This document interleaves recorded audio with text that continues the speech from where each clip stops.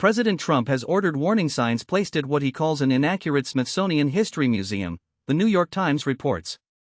On Friday, the president signed an executive order directing that signage and exhibits be installed outside the National Museum of American History to alert the public that the museum does not, in his view, accurately reflect American history.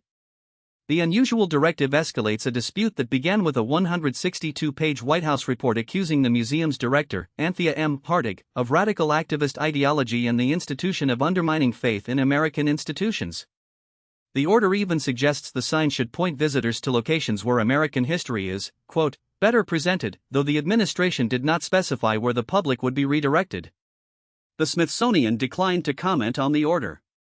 Just days earlier, Hartig faced 2 congressional hearings where Republican legislators grilled her, accusing her of teaching national self-loathing. In her testimony, Hartig contested the report's thrust, insisting the museum simply represents history in all its complexity.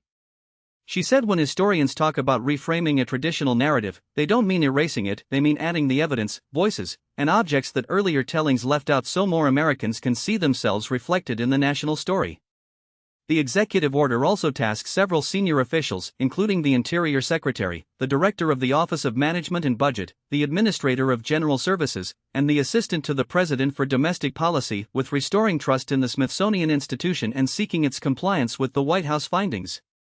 The report asserts the museum has become a tool of political activism and has not done enough to celebrate the achievements of the nation's founders in this 250th anniversary year. The Domestic Policy Council published the report, and the inclusion of the Budget Office aligns with White House remarks noting the Smithsonian is largely federally funded.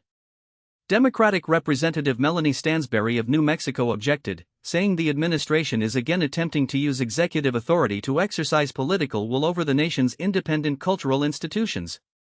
This story is developing. Thanks for listening.